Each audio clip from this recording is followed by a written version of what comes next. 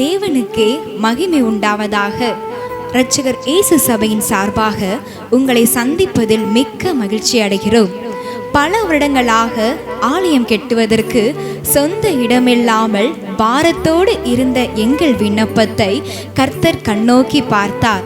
நிச்சயமாகவே முடிவு உண்டு, உன் நம்பிக்கை வீண் போகாது என்ற வேத வாக்கியத்தின்படி தேவன் எங்கள் விண்ணப்பத்திற்கு பதிலளித்தார். இன்று கர்த்தரின் பெரிதான கிருபையால் தேவன் நமக்கு ஒரு சொந்த இடத்தை தந்தருளினார்.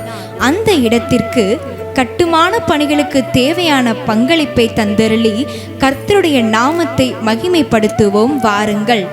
இவ்விதமாக நோவாவை கர்த்தர் நீதிமானாக தேர்ந்தெடுத்து பேழையை கட்ட கிருபை அளித்து சந்ததிகளை பெருக வைத்தார். இதே போல நாமும் இந்த ஆலயத்தை கட்டுவதற்கு தேவன் நம்மை நீதிமானாக தேர்ந்தெடுத்துள்ளார். நாமும் நோவாவை போல தேவனோடு சஞ்சரிக்க, சாலமோனை போல ஆலயம் கெட்ட, லேவியரை போல எழுந்து நிற்க, இயேசுவை போல வாழ்ந்து காட்ட நாமும் மரங்களை வெட்டுவோம், ஆலயம் கட்டுவோம். இது நம் காலம். கரங்களை சேர்த்து பிடித்து ஒன்றாக இணைவோம். கர்த்தர் உங்களை ஆசீர்வதிப்பாராக.